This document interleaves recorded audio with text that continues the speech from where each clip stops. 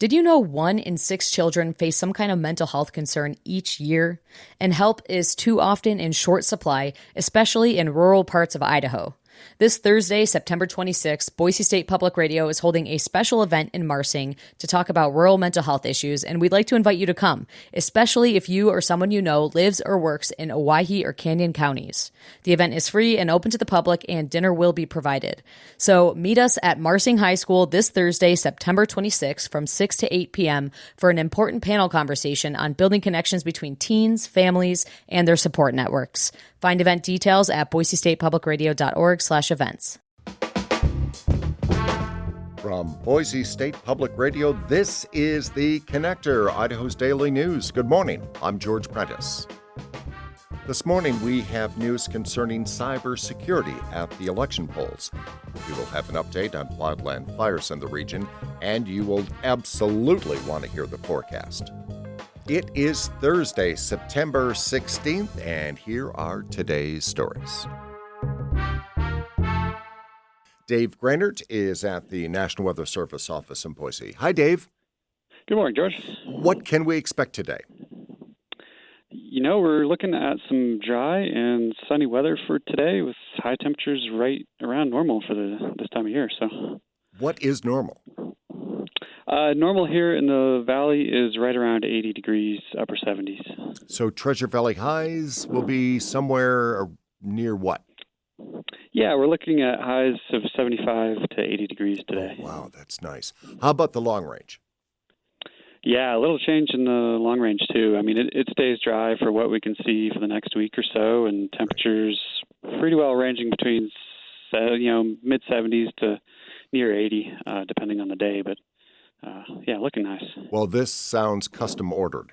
This sounds pretty great. He is Dave Grainert at the National Weather Service. Dave, have a really good Thursday. You too, George. Thank you.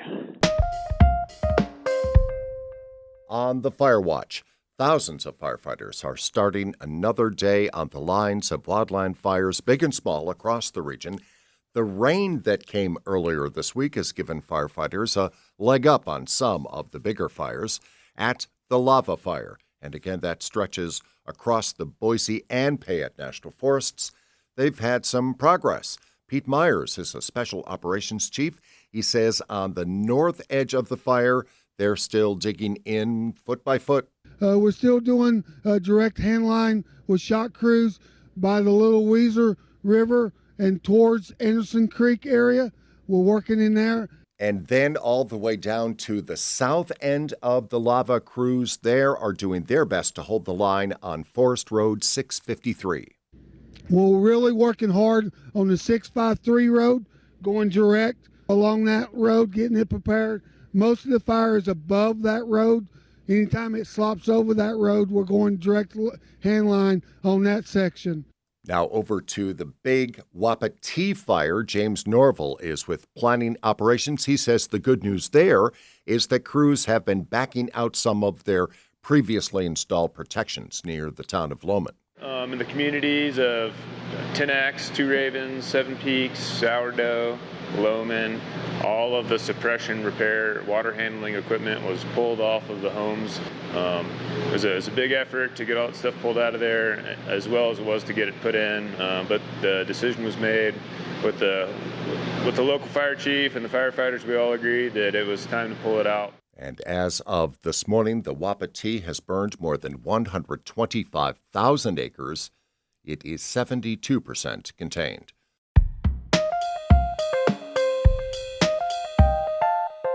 Election Day is now 46 days away, and the first round of absentee ballots are scheduled to go into the mail tomorrow.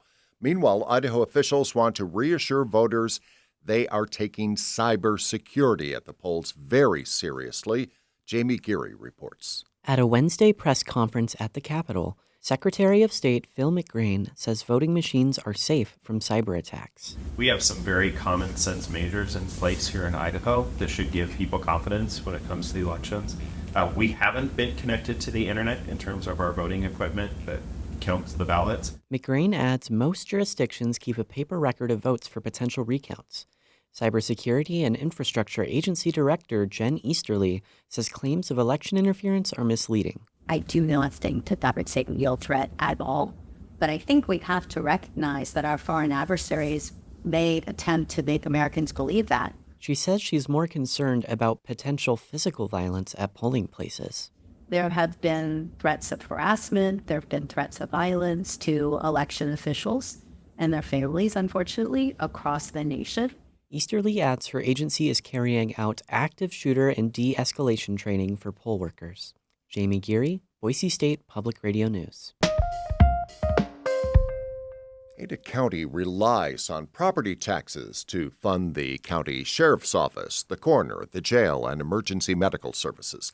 But as the county has grown, levy rates haven't been enough to properly fund those services, and voters have turned down larger levies at the ballot box. As Troy Oppie reports, Ada County commissioners are now turning to impact fees to help pay for that growth. Developers pay impact fees as a one-time assessment when a property is built.